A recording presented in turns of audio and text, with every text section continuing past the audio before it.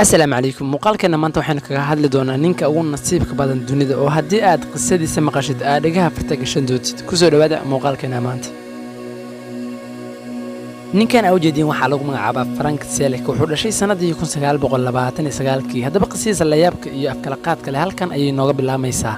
sanadii 1962 xilli uu ku safrayay tareen ayaa waxa shil galay tareenkii uu saarnaa kadib markii uu tareenkii ka soo dhacay boonda dheer tareenkii ayaana ku dhacay webi ka hooseeyay boondada dadka saarnaa oo shilka ayay ku wada dhinteen laakiin Frank Selleck waxa uu suura gashay inuu ka soo dabaasho webiga oo xilliga ahaa qabow baraf aad u daran da'ay jambiga webiga ayuuna dabaashi ku yimid dhaawac yar mooyaane naftiisa waa badbaaday sanadii xigtay 1963 wuxuu raacay diyaarad markii ugu horeysay noloshiisa diyaaradii waxay la kulantay markii ay hawada gashay cilad farsamo taasoo sababtay inay albaabada dhan furmaan ugu dambeynna ay dhulka ku soo dhacdo oo ay burburto balse Frank Selleck waa uu ka badbaaday shilka maadaama markii ay albaabada furmeen isaga dabeesha ka tuurtay diyaaradda sidaasna meel qashan qub ah oo ugu dhacay dadka qaarna waxay yiraahdeen meel caws korkiisa ayuu ku dhacay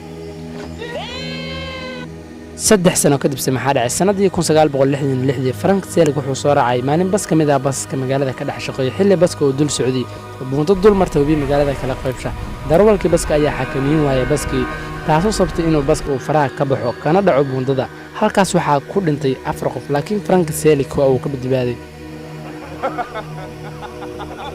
mar kale 4 sano kadib sanadii 1970 ninkii odayga ahaa waxa uu soo iibsaday gaari nooca raaxada ah oo xilligaas jiray mar ay baashaalayeen isaga iyo saaxiibadii gaarigii ayaa waxa uu la galay shil balse waa uu ka badbaaday sidii hore oo kale intaas kuma aysan ekaan dhacdooyinka cajiibka ah ee ninkan ku dhacay 3 sano kadib sanadii 1973 wuxuu la kulmay shil gaari kadib markii uu qarxay gaari isaga uu watay taasoo sababtay inuu wada gubto gaarigii balse sida nasiib wanaaga ahayd waa uu ka badbaaday Frank Selleck Oh my god! Wow! 22 sano kadib sanadii 1995 shil ayuu galay Frank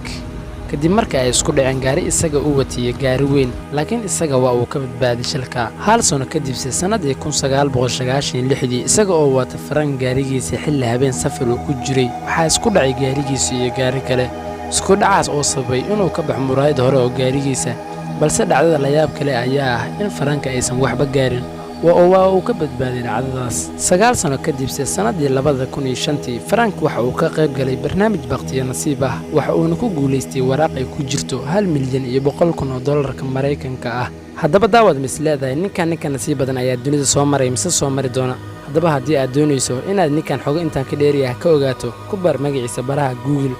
ama YouTube muuqaalkana maanta halkan ayuu ku yahay fadlan haddii ay tahay markii ugu horeysay oo na soo baaqanayso waxaan ka codsanayaa inaad nagu soo biirto